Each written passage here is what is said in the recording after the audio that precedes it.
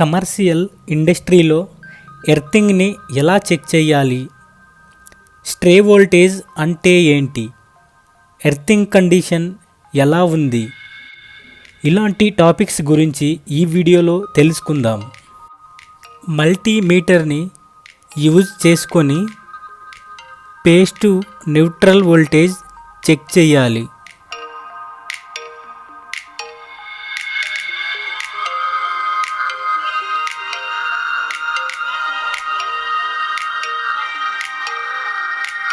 ఇక్కడ వచ్చిన value 238 volts. So next case phase to earth లేదా line to earth voltage check చేయాలి.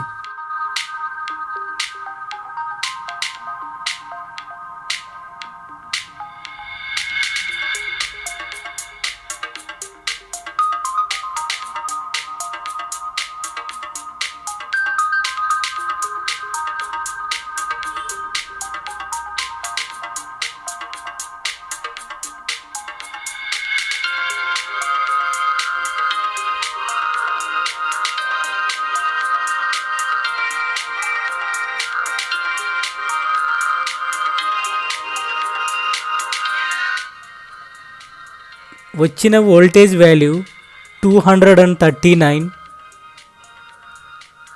మరియు 240 ఇలా కంటిన్యూస్గా వేరీ అవుతూ ఉంటుంది. కేస్ 3 వోల్టేజ్ వాల్యూ న్యూట్రల్ నుంచి ఎర్త్కి ఎంత ఉంది అనేది చెక్ చేయాలి.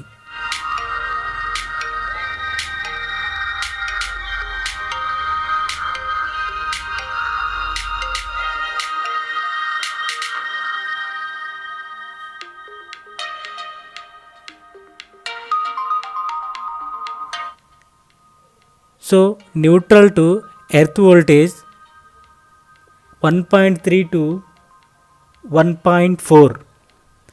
సో అరౌండ్ 1.3 వోల్ట్ని నోట్ డౌన్ చేసుకోవాలి.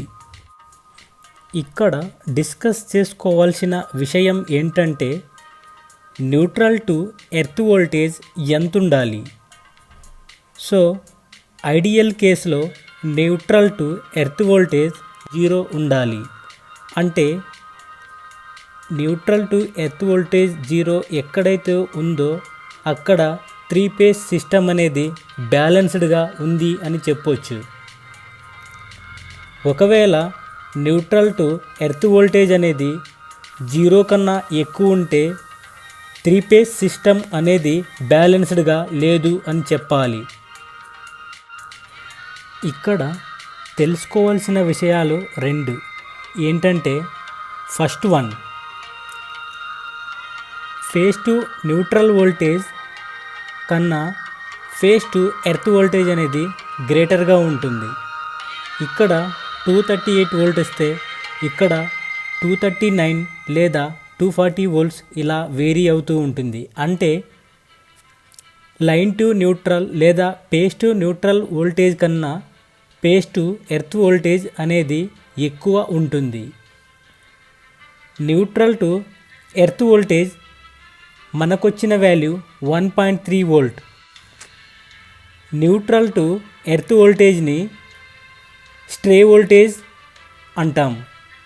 సో ఈ 1.3 వోల్ట్ అంటే neutral to earth voltage 1.3 volt ఎందుకు వచ్చిందంటే అన్బ్యాలెన్స్డ్ 3 ఫేజ్ సిస్టమ్ కాబట్టి.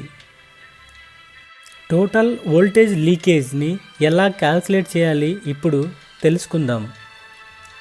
Case 1 voltage leakage between phase to neutral and page to earth.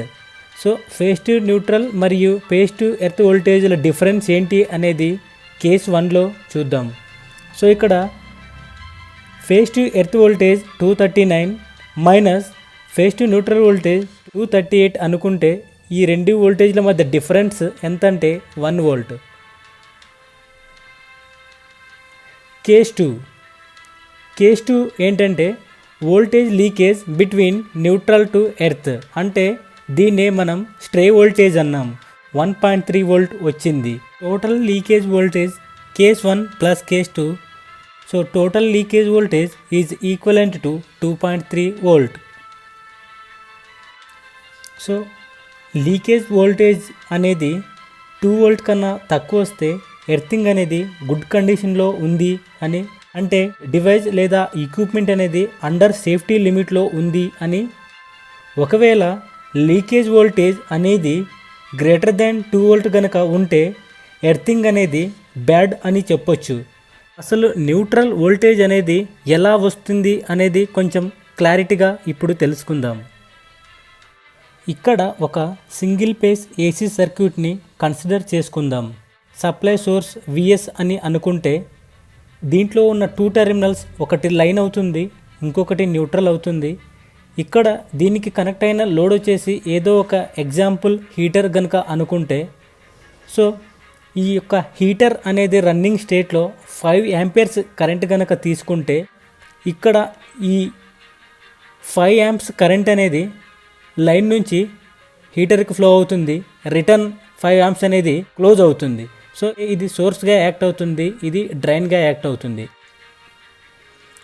ఈ 3 టెర్మినల్స్ సాకెట్ గనక అనుకుంటే, ఈ టెర్మినల్ లైన్ అనుకుంటే, ఈ టెర్మినల్ న్యూట్రల్ అనుకుంటే, ఈ టెర్మినల్ ఎర్త్ అని అనుకుంటే, కేస్ 1లో న్యూట్రల్ వోల్టేజ్ అనేది ఎంత వస్తుందంటే, సపోజ్ ఈ సోర్స్ నుంచి ఇక్కడికి 10 మీటర్స్ లెంత్ అనుకుంటే, ఇక్కడ ఈ 10 మీటర్స్ ఈ పాయింట్ నుంచి ఈ ఎర్త్కి వోల్టేజ్ అనేది ఎంత వచ్చిందంటే ఎగ్జాంపుల్ 1 వోల్ట్ వస్తుంది. అది ఎలా అంటే ఇక్కడ నుంచి ఇక్కడికి 10 మీటర్స్ లెంత్ ఉన్న కేబుల్లో ఉన్న ఇంటర్నల్ రెసిస్టెన్స్ని ఫర్ ఎగ్జాంపుల్ 0.2 ohms కనుక అనుకుంటే 10 మీటర్స్ లెంత్ నుంచి ఇక్కడ ఎర్త్ వోల్టేజ్ అనేది ఎంత వస్తుందంటే equivalent to I multiplied by internal resistance of the wire. Suppose ఈ 10 మీటర్స్ లెంత్లో ఇంటర్నల్ రెసిస్టెన్స్ 0.2 ohms కనుక అనుకుంటే ఇక్కడ ఫ్లో అవుతున్న కరెంట్, టోటల్ కరెంట్ అనేది 5 amps. సో అప్పుడు voltage drop neutral to earth voltage అంటే స్ట్రే వోల్టేజ్ అనేది 1 వోల్ట్ వస్తుంది. ఓన్లీ 10 మీటర్స్ లెంత్లో 1 వోల్ట్ వచ్చింది. కేస్ 2లో న్యూట్రల్ వోల్టేజ్ అనేది ఇక్కడ టోటల్ 20 మీటర్స్ కనుక కన్సిడర్ చేసుకుంటే, అంటే ఈ పాయింట్ నుంచి ఈ ఎర్త్కి ఎంత వాల్యూ వస్తుందనేది ఇప్పుడు చూద్దాం. ఇక్కడ internal resistance of the 20 metre లెంత్కి ఏమవుతుందంటే 10 మీటర్స్కి 0.2 ohms అనుకున్నప్పుడు లెంత్ ఎలా ఇంక్రిమెంట్ అవుతుందో రెసిస్టెన్స్ కూడా అలాగే ఇంక్రిమెంట్ అవుతుంది. కాబట్టి ఇక్కడ లెంత్ అనేది డబుల్ అయింది కాబట్టి వైర్ యొక్క ఇంటర్నల్ రెసిస్టెన్స్ కూడా డబుల్ అవుతుంది. అప్పుడు వోల్టేజ్ డ్రాప్ అనేది న్యూట్రల్ టు ఎర్త్ అనేది I multiplied by internal resistance. Current అనేది 5 amps ఉంటుంది, ఇక్కడ రెసిస్టెన్స్ అనేది 0.4 అవుతుంది. సో అప్పుడు టోటల్ వోల్టేజ్ డ్రాప్ అనేది 2 వోల్ట్ అవుతుంది. అంటే ఇక్కడ అండర్స్టాండ్ చేసుకోవాల్సిన పాయింట్ ఏంటంటే ఈ పాయింట్ నుంచి ఈ న్యూట్రల్కి కనుక కన్సిడర్ చేసుకుంటే ఇక్కడ ఈ 20 మీటర్స్కి మనకి ఎంత వచ్చిందంటే 2 వోల్ట్ వచ్చింది. ఈ పాయింట్ దగ్గర మనకి ఎంత వచ్చిందంటే 1 వోల్ట్ వచ్చింది. అంటే తెలుసుకోవాల్సిన విషయం ఏంటంటే న్యూట్రల్ వోల్టేజ్ అనేది సోర్స్కి ఎంత దగ్గర పోతే, ఎంత నియర్గా పోతే న్యూట్రల్ వోల్టేజ్ అనేది కూడా అంతే డిక్రిమెంట్ అవుతుంది అనమాట. సో అలా దగ్గరగా వెళ్తూ తగ్గిపోతుంటుంది. ఎట్ దిస్ కేస్ అంటే ఎక్కడైతే ఎర్తింగ్ కనెక్ట్ అయిందో ఇక్కడ ఈ న్యూట్రల్ వోల్టేజ్ అనేది ఈ పాయింట్ దగ్గర 0 అవుతుంది. Neutral to earth voltage means impedance drop లేదా స్ట్రే వోల్టేజ్ అనేది వేరీ అవుతూ ఉంటుంది. అది దేని మీద డిపెండ్ అవుతుందంటే న్యూట్రల్ వైర్లో ఫ్లో అయ్యే అన్బ్యాలెన్స్ కరెంట్ మీద డిపెండ్ అయి ఉంటుంది. సో ఆ అన్బ్యాలెన్స్ కరెంట్ ఏ విధంగా అయితే చేంజ్ అవుతుందో ఆ వోల్టేజ్ డ్రాప్ అనేది కూడా అదే విధంగా చేంజ్ అవుతూ ఉంటుంది. అందుకోసమే మనం తీసుకున్న voltage neutral to earth voltage తీసుకున్నప్పుడు వోల్టేజ్ వాల్యూస్ అనేది చేంజ్ అవ్వడానికి రీజన్ ఇదే.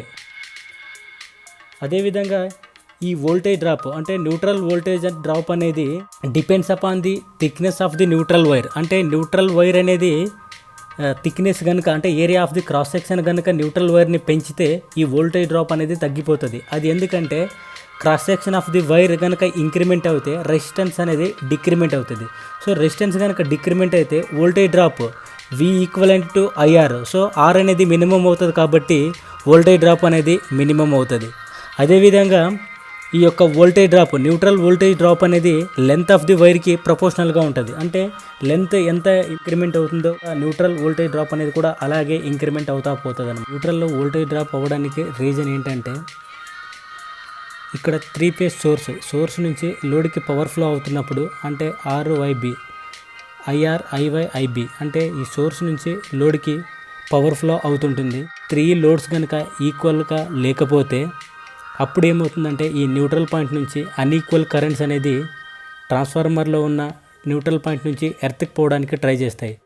సో ఈ న్యూట్రల్ నుంచి ఫ్లో అవడానికి ట్రై చేసిన అన్ఈక్వల్ కరెంట్ ఇక్కడ internal resistance, so voltage drop అనేది V=IR అంటే దీనికి వైర్కున్న ఇంటర్నల్ రెసిస్టెన్స్ మల్టిప్లైడ్ బై ఇక్కడ ఫ్లో అవుతున్న అన్ఈక్వల్ కరెంట్ నుంచి మనకి ఏమవుతుందంటే వోల్టేజ్ డ్రాప్ అనేది ప్రొడ్యూస్ అవుతుంది.